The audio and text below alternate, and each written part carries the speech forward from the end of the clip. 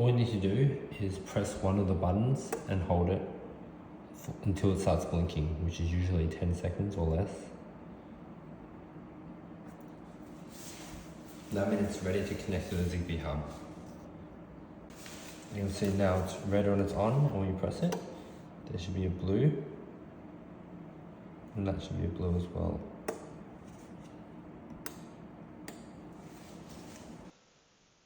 Okay, we can go back to the Smart Life app now and click into the Zigbee hub and just click Add Device.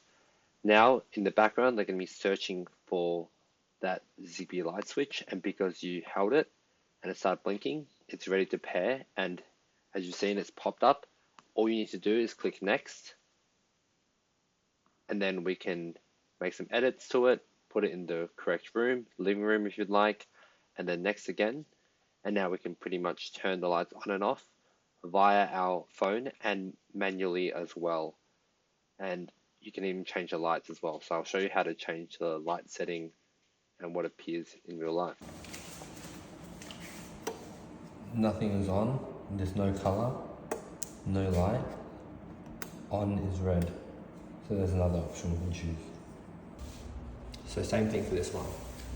Currently it's off, you can turn it on, and a very light pink, but if we hold it,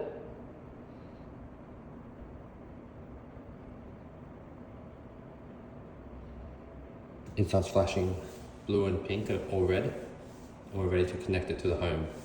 So we just have to do that for all the light switches.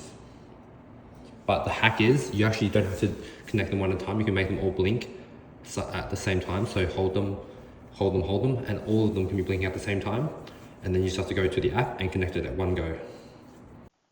So all Zigbee devices pair the same way. So the PowerPoints is no exception. You just hit Add Device, and because it's blinking, they're pairing in the background, and it should pop up in any minute now. Hit Next, change your settings, put in the right room you want, and once again, you can turn on the PowerPoints while you're at work, away from home, etc., etc. And once again, you can play around with the settings, change the lights that appear.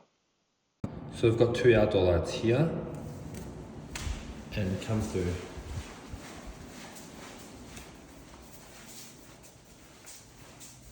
And another outdoor light here. So we want to make sure that when this one turns off, the other one turns off. When that one turns off or on, this one turns on or off. So I'm going to show you how to connect them both. So this is what you refer to as a two-way switch.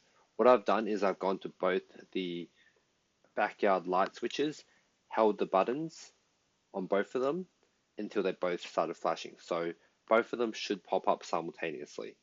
So backyard light 1's popped up, backyard light 2's popped up, and you just have to hit Next. You may or may not need to change the names yourself, just so it's easy to identify the light switches. And now you've got currently separate control of each light switch. So click Settings in the bottom right hand corner, and then at the bottom, click Multi-Control Association.